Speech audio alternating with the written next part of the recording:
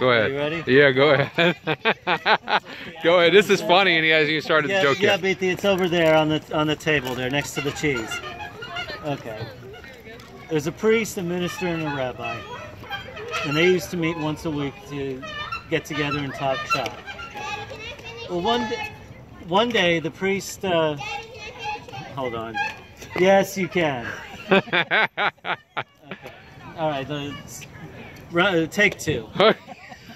There's a priest, a minister, and a rabbi, and they met once a week to talk shop. And one day the priest said, you know, it's really easy to preach to people, but I think a real challenge would be to try to convert a bear. So they all agreed to try to convert a bear to their religions, and they would meet the next week and tell each other how it went.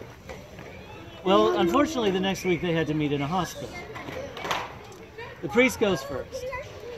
The guy's got an arm in a sling, his head's bandaged up, and he's got all kinds of cuts and bruises. And he said, well, I did it. I went out and I found a bear, and I started to read to him from the catechism. And he didn't want to have anything to do with me. He attacked me, but I managed to get my holy water out and sprinkle it on him.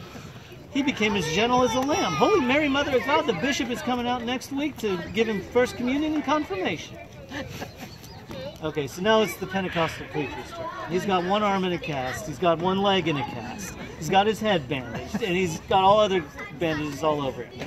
But he stands up, and with his best fire and brimstone oratory, he goes, well, brothers, you know we don't sprinkle. I went out and I found me a bear. And I started to read to him from God's holy word. And he didn't want to have anything to do with me. He attacked me. And we wrestled up one hill and down another. And then we came to the river. I said, we came to the river. And what did I do? I baptized his hairy soul. And we spent the rest of the day praising Jesus.